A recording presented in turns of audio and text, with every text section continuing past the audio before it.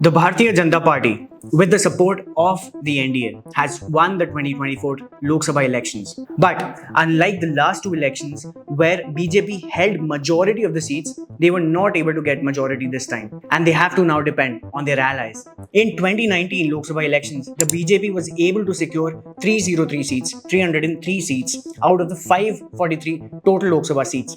However, this time the NDA as a whole, it has been able to get 293 seats, 10 less seats than what the BJP had gotten the last time. Although the BJP is still the largest political party in terms of number of seats secured at the Lok Sabha and has won over 2 times the amount of seats the second largest party, which is the Indian National Congress, has won, its power at the center will be significantly challenged. Why is that? Because at this point of time, the BJP has to now rely on its allies to form a coalition government. The BJP is not forming a government on its own like the last 2 times. And these allies, they play a huge role this time in making or breaking a potential coalition government. So, who are these allies? How and why has the BJP lost its ground, specifically in Uttar Pradesh? And what will the power dynamics be at the center moving forward?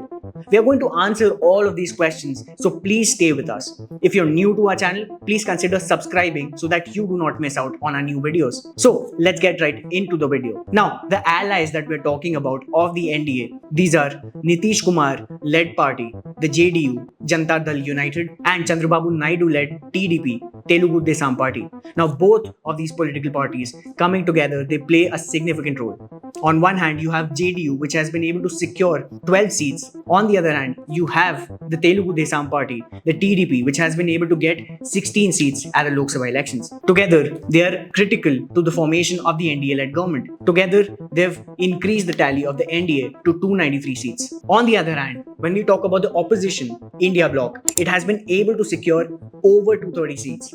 Now, this is a surprise to many that they've been able to secure so many seats at the Lok Sabha. They've been able to get 232 seats. And what's even more surprising to many is the fact that the INC, Indian National Congress, it was able to secure just about double the amount of seats that it secured in 2019 elections, which was 52. The INC won 99 seats this time. Now, what's interesting over here is that both of these political parties, the JDU and the TDP, they have switched sides in the past as well.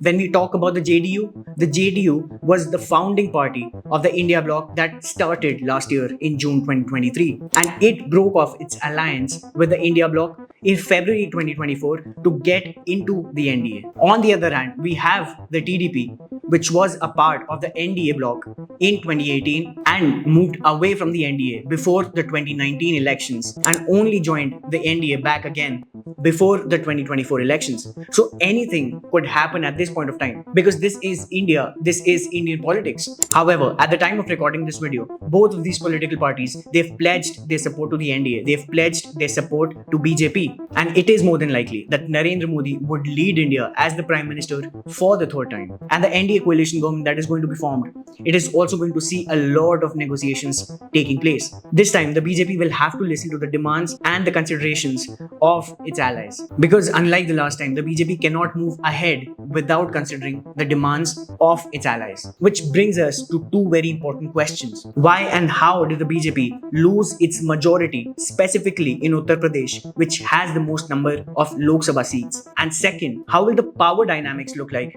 in the new coalition government? Now, let us understand why and how did the BJP lose its ground in Uttar Pradesh, given the fact that they were able to fulfill their promise of building the Ram Mandir in Ayodhya. Talking about Ayodhya specifically, this particular region comes under the Faizabad constituency, and SP's leader, Samajwadi Party's leader, Avdesh Prasad, actually won this particular seat by over 54,000 votes. Given the fact that this particular seat was led by Lallu Singh, a 2-time sitting MP. But why did this happen? Were the people not happy with the Ram Mandir being built?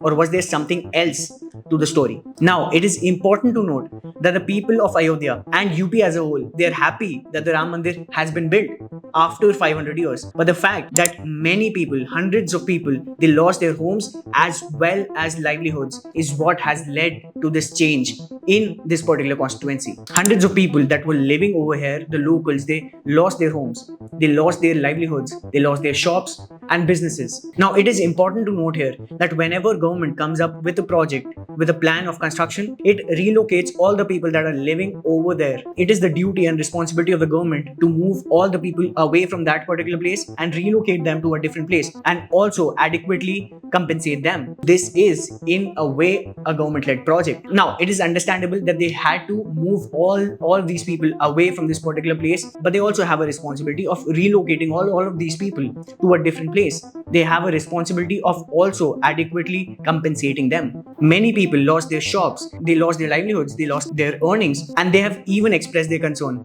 that all the tourism that is going to come in Ayodhya, it is going to benefit the outsiders and not the locals. Because the outsiders, they're buying the properties up, they're building their hotels and restaurants, and even reselling those properties at a higher price.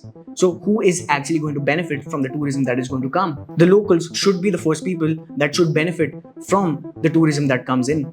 However, we are not living in a perfect world, and it is totally understandable that we are in a capitalist society. There are going to be many people who are going to come in and benefit from tourism that is coming in Ayodhya. At the same time, the government should do something about it. The government should relocate these people to somewhere else and compensate them well so that they can carry on their lives. They can also sustain themselves and start their livelihoods again. Coming to the second point, it is caste consolidation.